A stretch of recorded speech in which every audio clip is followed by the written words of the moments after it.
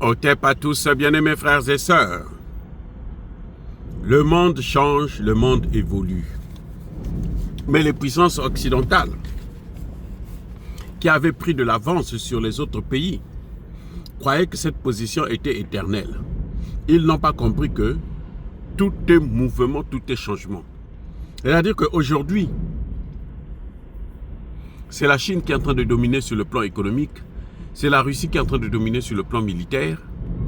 Demain, ce sera quelqu'un d'autre, ce sera un autre pays. L'Occident a tendance à ne pas comprendre ça. Que le temps, ils ont atteint leur apogée, maintenant le temps du déclin est arrivé. Ce temps est arrivé très rapidement parce qu'ils ont fait trop de mal aux autres. Ah oui. Les Occidentaux, les Européens ont fait l'esclavage, pratiqué l'esclavage. Ils ont par la suite créé la colonisation qu'ils ont pratiquée pendant plusieurs années encore. Et puis maintenant, ils ont créé le néocolonialisme qu'ils ont une fois de plus mis en exergue. Et aujourd'hui, ils sont en train de parler de la recolonisation.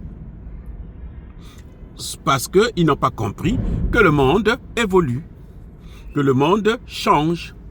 Vous savez quoi? Les Russes,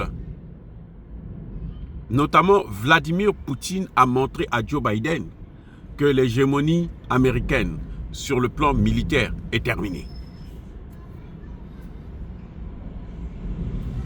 Xi Jinping a montré à Donald Trump que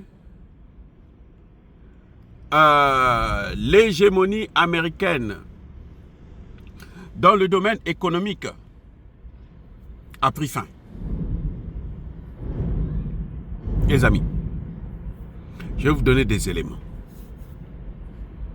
Sur le plan militaire, la Russie aujourd'hui est en train de combattre l'OTAN.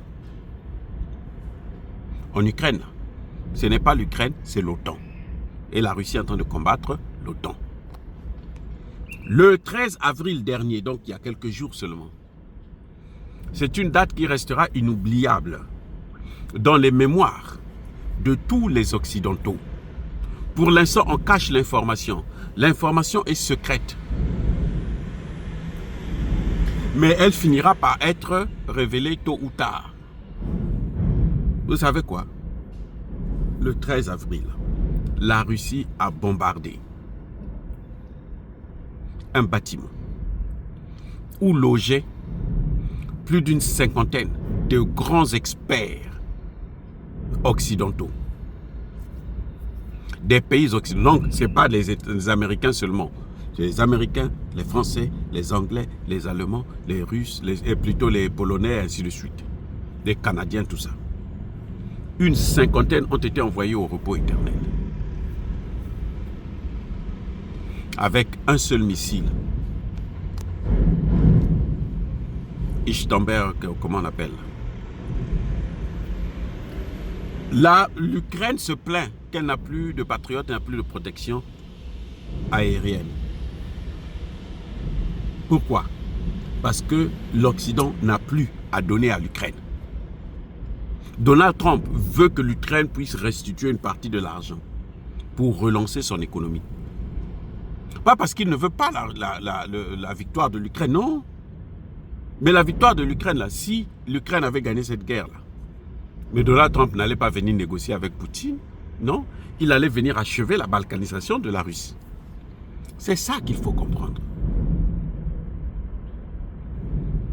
Donc, sur le plan militaire, là, les Européens peuvent danser, faire quoi que ce soit.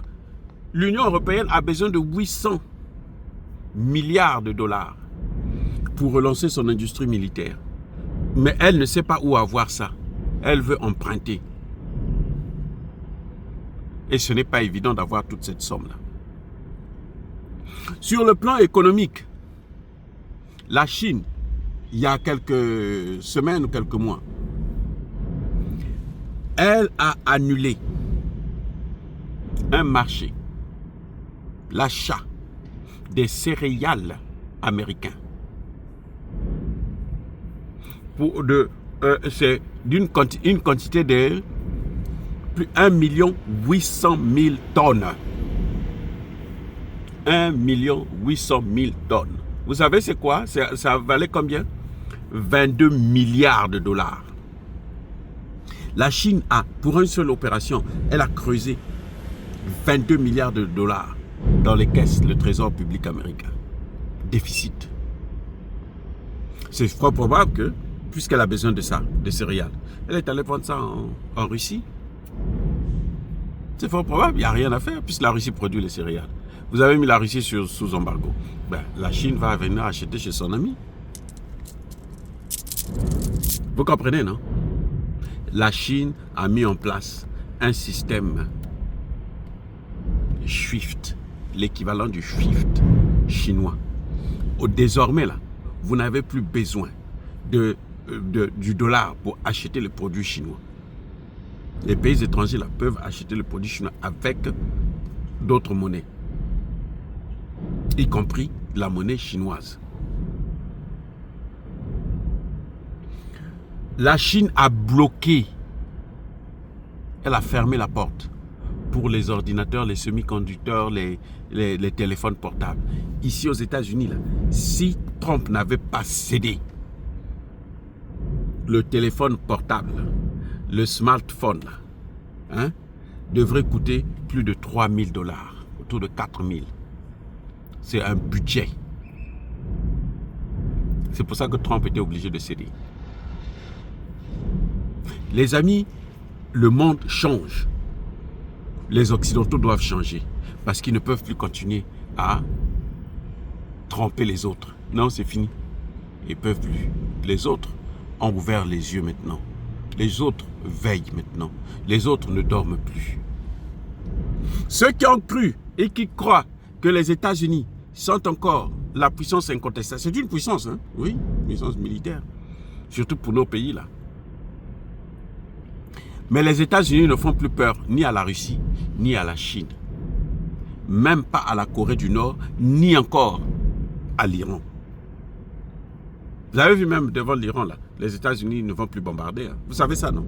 Ils ne vont plus bombarder. Vous savez pourquoi? Parce que l'Iran a renforcé sa coopération militaire avec la Russie et avec la Chine. C'est pour vous dire que ceux qui disent que non, la Chine n'a pas voulu aider la RDC, c'est faux. Qu'est-ce que vous attendez à quoi un contrat qui a été signé par des Rwandais? Vous attendez à quoi? Vous croyez qu'un Rwandais va signer un contrat qui va aller en encontre des intérêts du Rwanda? Un Rwandais. Surtout s'il est outil comme Kabila.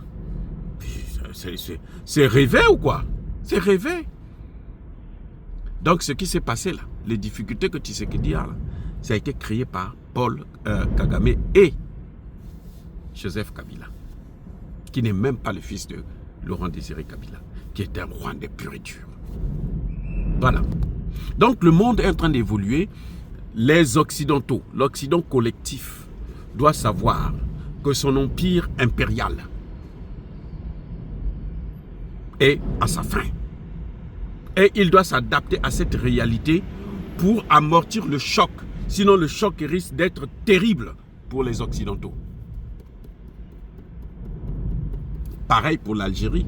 Elle devrait se calmer face au Mali. Sinon, elle va alors avoir des problèmes plus compliqués que ce qu'elle a déjà eu depuis tout longtemps. Mes amis, soyez bénis, abondamment bénis par le Dieu des Kémites et par nos ancêtres évangélisés. Mais que tous ceux qui persécutent le continent africain, le pillent et le déstabilisent, qu'ils soient noirs, blancs, chinois, arabes, juifs, indiens ou qui qu'ils soient punis, maudits, foudroyés, neutralisés, écrasés, effacés par le Dieu des Kémites et par nos ancêtres évangélisés. Vive l'Afrique éternelle, j'ai dit et j'assume.